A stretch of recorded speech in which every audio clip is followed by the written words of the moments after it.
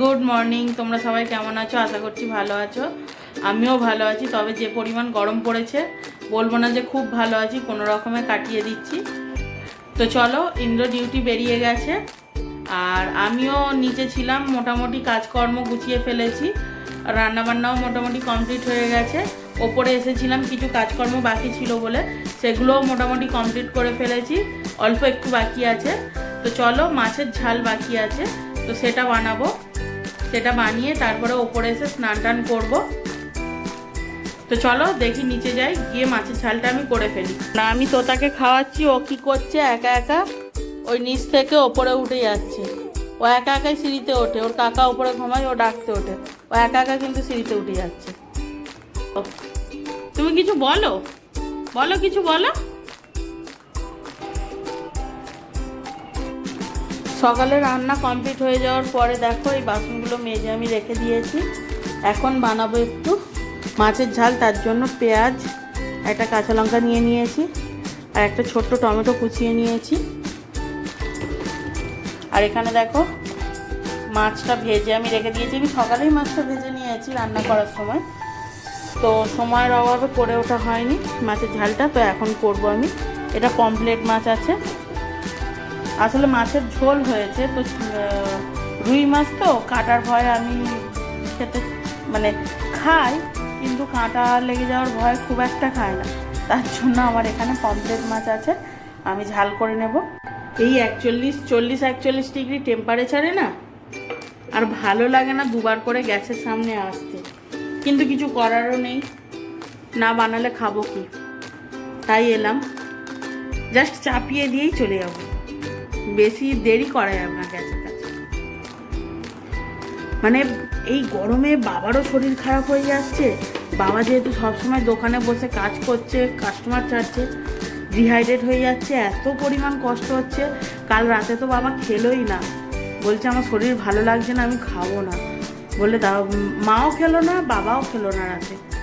আর আমাদের তো সারাক্ষণ জল খাচ্ছি, মানে সারাদিনে তো 3 লিটার 3.5 লিটার জল তো হয়েই যাচ্ছে, কোনো কোনো সময় 4 লিটার জলও হয়ে যাচ্ছে, এত পরিমাণ কষ্ট হচ্ছে। আর ফ্রিজে সবসময় জল, মানে জল শেষ হচ্ছে, জলের বোতল খালি হচ্ছে, জমা হচ্ছে জলের বোতল, আবার কেউ না কেউ, হয় আমি নয় দিদি, দুজনের মধ্যে কেউ না কেউ ভরে দিয়ে দিচ্ছি। আমি আর দিদি যখনই পারি, যে যখন পারি, দুজনে জল ভরে ভরে ফ্রিজে রাখি। মানে আমরা ভরে ফ্রিজে দিতে থাকছি আর ওরা খেতেই থাকছে, কেউ আর ভরে ফ্রিজে দিচ্ছে না, আমরা দুজনেই দিচ্ছি। তো চলো রান্নাটা তাড়াতাড়ি শুরু করে ফেলি, বেশি দেরি করা যাবে না, গ্যাসের কাছে বেশি থাকা যাবে না, প্রচণ্ড গরম। কড়াতে খুব কম পরিমাণ তেল দিয়েছি, দিয়ে পেঁয়াজ আর টমেটো কুচিটা দিয়ে দিলাম। তা গরম পড়েছে, বেশি তেল মশলা খাওয়া যাবে না, তাহলে অল্প করেই তাই দিলাম। হোক, এটা একটু ভাজা ভাজা হোক। পেঁয়াজ আর টমেটো ভেজে নিয়ে মশলাটা একটু লঙ্কা হলুদ দিয়ে কষিয়ে নিয়েছি, খুব সামান্য পরিমাণে একটু আদা রসুন বাটা দিয়েছি, কেন পমফ্লেট মাছ তো একটু আদা রসুন না দিলে একটু আঁশটে গন্ধ লাগবে, তার জন্য অল্প একটু আদা রসুন দিয়েছি। আমার তো আঁশটে গন্ধ লাগে একটু না আদা রসুন দিলে।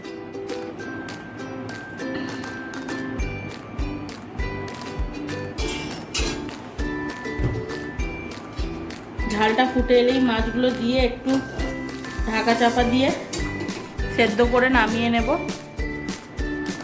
গরমের মধ্যে আর থাকতে পারছি না। চলো একটু ফ্যানের তলায় গিয়ে বসি, ওটা ততক্ষণ হোক, আমি একটু ফ্যানের তলায় বসি। এই ঘরের লাইটটা জ্বালা হয় না, ওই জন্য অন্ধকার হয়ে আছে। মাছের ঝালটা ফুটে গেছে, এখন মাছগুলো আমি দিয়ে দেব। দেখো মাছগুলো দিয়ে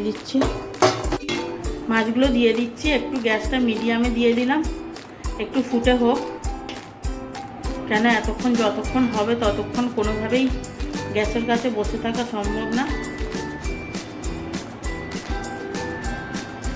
ফ্যানের কাছে গিয়ে বসি, হয়ে গেলে নামিয়ে নেব, নুন মিষ্টি চেক করে নেব একটু, নিয়ে নামিয়ে নেব।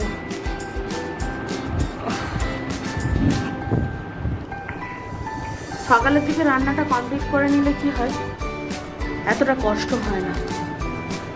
এই বেলাতে করলে তো মানে যেমন আগুনের তাপ তেমন রোদ, কি যে কষ্ট হয়।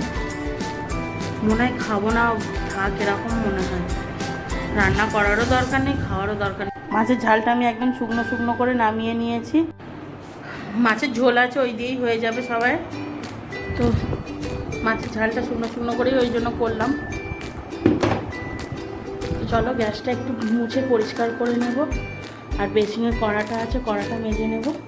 মশলা আদা রসুন পেস্ট রয়েছে, ওটা ফ্রিজে দেব, দিয়ে গ্যাসটা ভালো করে মুছবো। মোটামুটি রান্নাঘরের কাজ আমার কমপ্লিট হয়ে যাবে। ওপরে যাব, স্নান করব, তারপর লাঞ্চ করে একটা ঘুম দিয়ে তোমাদের সাথে দেখা করবো। গুড ইভিনিং, সবাই কেমন আছো? এখন ঘড়িতে বাজছে 6টা বাজতে 4 মিনিট বাকি। তো চলো দেখি একবার ছাদে যাই, ছাদ থেকে একটু ঘুরে আসি। এই ছাদে সিঁড়ি ভেঙে উঠতেই প্রবলেম, হাঁটুতে ব্যথা লাগে। আমার শাশুড়ির ছোট্ট একটা উনুন, এখানেই উনি রান্না বান্না করে। আর এই যে গাছটা দেখছো, এটা আমার ভাই আমাকে দিয়েছিল নীল জবা বলে। তো আমি চেয়েছিলাম গাছটাকে বাঁচাতে। গাছটা বেঁচেও ছিল আগের সপ্তাহে, মানে 7-8 দিন আগে আমি বাপের বাড়ি গিয়েছিলাম। তো তখন দেখে গিয়েছিলাম গাছটা বেঁচে আছে, কিন্তু এসে দেখছি গাছটা মরে গেছে। তার কারণ মা কিছু মানে গরুর যে ঘুঁটে হয় না, ওই ঘুঁটে নিয়ে গাছের গোড়ায় দিয়েছে। দেওয়ার পর গাছটা এরকমভাবে মারা গেছে। ওর যে তেজ হয় না, সারের তো তেজ আছে, তো ওই ঘুঁটে সার দিয়েছিল, দেওয়ার ফলে কিন্তু গাছটা পুরো মরে গেছে। অথচ আমি ভাইকে বলে এলাম যে তোর দেওয়া গাছটা কত সুন্দর হয়েছে, একদম একটুখানি দিয়েছিল, এতটা বড় হয়েছিল।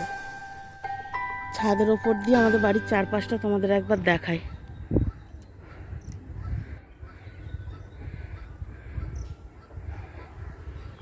দেখো ওই গাছটাতে কত ডাঁটা হয়েছিল, সমস্ত ডাঁটা শুকনো হয়ে গেছে। এই গাছটাতে আম হয়েছে খুব অল্প, খুব অল্প, 2-4টে করে হয়েছে। আমটা নাকি প্রচণ্ড টক, মা দিদি বলছে যে প্রচণ্ড টক। আর দেখো ওই দেখো পুকুরের ছোট্ট একটা পুকুর আছে, তার পাশেই দেখো একটা কৃষ্ণচূড়া গাছ। কি সুন্দর লাগে না দেখতে কৃষ্ণচূড়া ফুল। আর এই হচ্ছে একটা আঁশফল গাছ। তোমাদেরকে আর একটা আঁশফল গাছ দেখায়, একদম আমাদের ছাদের পাশেই। কি পরিমাণ আঁশফল হয়েছে আমি খালি দেখছি আর ভাবছি, মানে কোথাও বাদ নেই, আঁশফলে পুরো ভরে গেছে।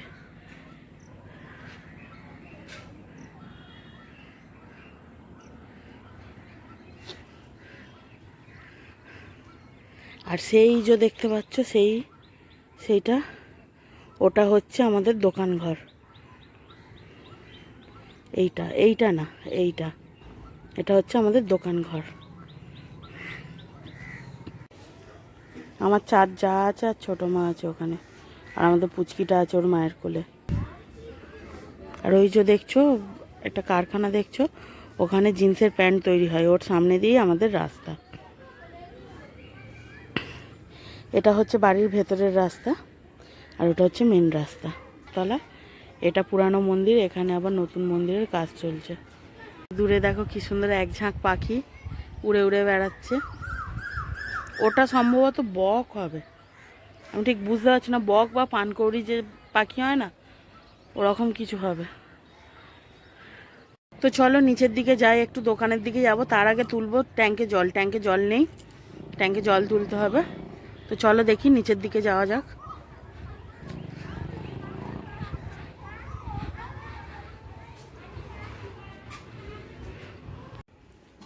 ঠাকুর ঘরের জানালা দিয়ে হাওয়া আসছে বলে আমি ঠাকুর ঘরে বসে আছি।